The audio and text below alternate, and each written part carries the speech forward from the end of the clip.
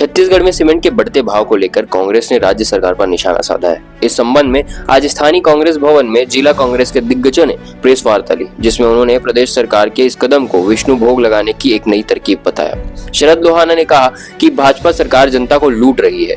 Monsoon season में cement की demand आधी हो जाती है, फिर दामों में वृद्धि होना यह सही नहीं है। यह सीधे मुनाफाखोरी का प्रमाण है। वहीं धमतरी विधायक ओमकार साहू ने कहा कि छत्तीसगढ़ सीमेंट उत्पादन का प्रमुख राज्य है। यहाँ पर्याप्त मात्रा में खनिज संसाधन व कच्चा माल मौजूद होते हुए भी इस तरह बढ़ोतरी होना अनुचित है। सिहावा विधायक अंबिका मरकाम ने कहा कि जहां एक ओर भाजपा सरकार सभी को आवास देने की बात करती है, वहीं दूसरी ओर भवन निर्माण सामग्री की कीमतें बढ़ाकर उनके साथ छल करती है। कांग्रेस की यही मांग है कि इस बढ़ी हुई मूल्य को वापस कम किया जाए और इस फैसले को जल्द से जल्द वापस लिया जाए, ताकि जनता पर बढ़ रहे महंगाई के इस बोझ को कम किया जा सके। साय की सरकार की कार्यकाल पूर्ण होने वाली है और ये 9 महीना में चाहे आप महंगाई की बात करो, चाहे लूटपाट की बात करो, चाहे बलात्कार की बात करो, चाहे महिला उत्पीड़न की बात करो, हर वर्ग में के साथ छलावा और भेदभाव करने के लिए ये भाजपा की सरकार, विष्णुदेव की सरकार जिम्मेदार है। अभी आपने हमारे अध्यक्ष द्वारा जो बताए गए बिंदुओं पे आपने सुना, बहुत ही अच्छे हमारे सिहावा विधायक जी बताएं। और मेरा एक पॉइंट था उसमें कि आज हम लोग विपक्ष के विधायक हैं और जो विधायक निधि है हम लोग 1 करोड़, उनको भी विष्णुदेव सरकार द्वारा काटा जा रहा है। अभी अभी सुनने में आया है कि जो जनसंपर्क राशि होती है, जो हम लोग जनता के बीच जाते हैं और कुछ समाजों में और कुछ समूहों में हम लोग कुछ घोषणा कह जाते हैं कि अगर उन लोगों को चाहिए आवश्यकता है तो उनको भी वो लोग काटने वाले हैं, ऐसा सुनने में आया है। तो ये सरकार लचर हो चुकी है, उनके पास फंड नहीं है। आप देखें कि अभी मेरे पास शिक्षकों की जो युक्तिकरण में बहुत सारा आवेदन आया, वो लोग भी नाराज है। अभी युवा साथी लोग भी नाराज है कि वैकेंसी नहीं आ रही है। बोलने में तो उनको अच्छा लगा कि हम लोग इतना नौकरी देंगे, ऐसे करेंगे।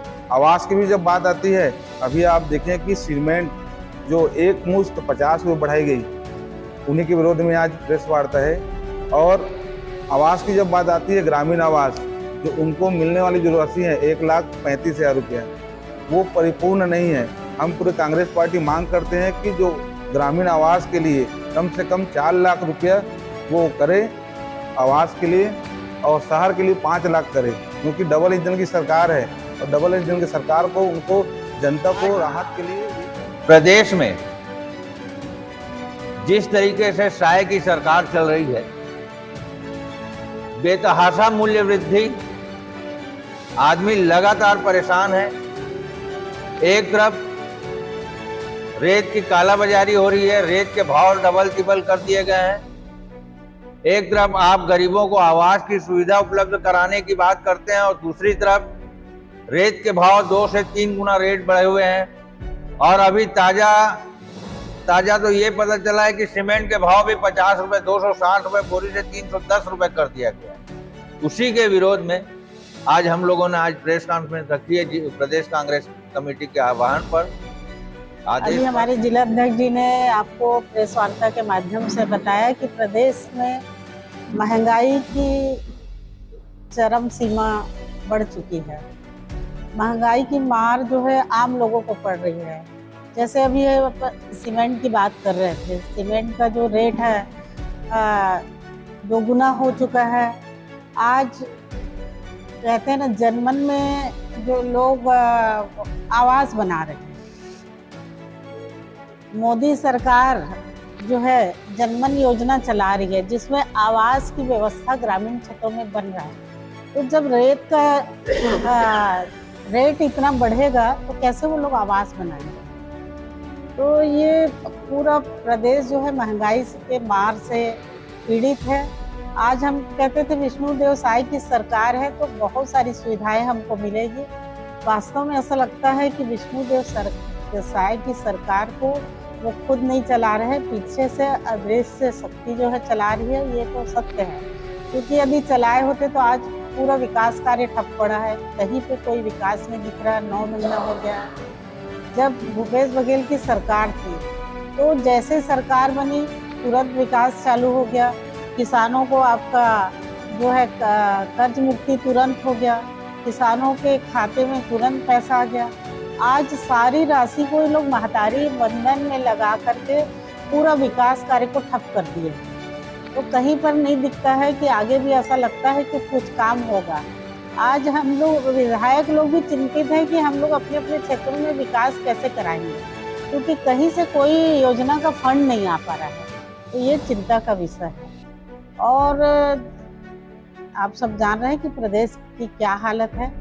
जैसे सोचे थे कि विष्णुदेव साय सरकार का सुशासन बहुत अच्छा चलेगा, लेकिन कहीं पे सुशासन नहीं है, कहीं पे सरकार चला नहीं पा रही है। डबल इंजन की सरकार है और कौन चला रहा है ये सोचने की बात है। आम जनता भी इससे त्रस्त है, क्योंकि कहीं पे किसी का कोई सुनने वाला नहीं, कहीं पे कोई किसी का कोई काम होने वाला नहीं। यहाँ पे आप मंत्री के पास भी जाओगे तो मंत्री भी सीधे तरीके से जवाब देने के स्थिति में नहीं है। ऐसा लग ही नहीं रहा है कि भारतीय जनता पार्टी की सरकार चल रही है। ऐसा लग रहा है सरकार है ही नहीं है प्रदेश में, ऐसा महसूस हो रहा है। और क्राइम के साथ साथ महिलाओं पे जो अत्याचार हो रहे हैं, महिलाओं के साथ जो अनाचार हो रहे हैं, उसमें भी लगातार बढ़ रहे हैं। आपकी चोरी डकैती बढ़ रही है, चाकूबाजी बढ़ रही है। आज महिलाओं पे जगह जगह पे अनाचार हो रहे हैं। चाहे रायगढ़ की घटना देख लीजिए, चाहे बस्तर की घटना देख लीजिए, गंगालूर की, छोटी बिटिया की। हम लोग खुद जांच कमेटी में गए थे। वहाँ पे जो बच्चियाँ हैं उनसे मिलने नहीं दिया जा रहा है। शासन प्रशासन के द्वारा उनको जो जांच कमेटी जाती है ना, तो उनसे दूर रखा जाता है ताकि उनकी पोल न खुल जाए। तो छात्रावासों की स्थिति जो है बहुत ही खराब स्थिति में है कि बच्चियां कहीं पे सुरक्षित नहीं है। ऐसी सरकार चल रही है। अभी हमारी महिला कांग्रेस के द्वारा कल बहुत बड़ा आंदोलन हुआ है मुख्यमंत्री निवास का घेराव के लिए, और इसी के लिए, क्योंकि महिलाएं कहीं पर सुरक्षित नहीं है। आए दिन घटनाएं हो रही है। आप लोगों ने 5 साल में भूपेश बघेल सरकार में कहीं पर नहीं देखा होगा इस तरह से घटना हुआ होगा। और इसके पहले 15 साल की सरकार जब भारतीय जनता पार्टी की, तब भी इसी तरह की घटनाएं हो रही थी।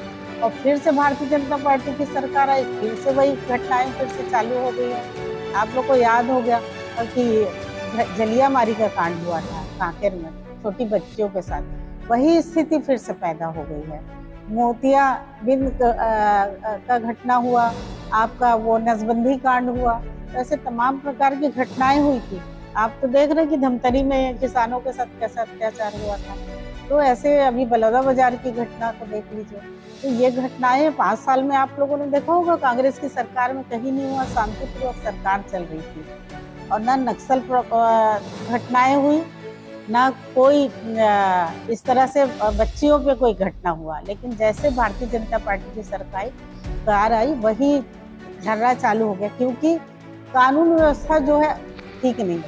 इनकी कानून व्यवस्था बहुत चरमराई हुई है, इसलिए हो रहा है। यदि कानून व्यवस्था अच्छी होती तो लोगों को डर होता और ये जो हो रही है घटनाएं, उस पर लोग रोक लगता। तो ये बातें बड़ी बड़ी करते हैं। भले वोट लेने के लिए इन्होंने महतारी वंदन करके महिलाओं का वोट जरूर ले लिया, लेकिन कहीं पर महिलाएं सुरक्षित नहीं हैं, ये हम कहना चाहते हैं। और आज हम मांग करते हैं कि जो ये रेट बढ़ाए हैं उसको वापस लिया जाए, जो कानून व्यवस्था है वो कानून में सुरक्षा दिया जाए, हमारी महिलाओं को, हमारी बच्चियों को सुरक्षित किया जाए, ये हम मांग करते हैं।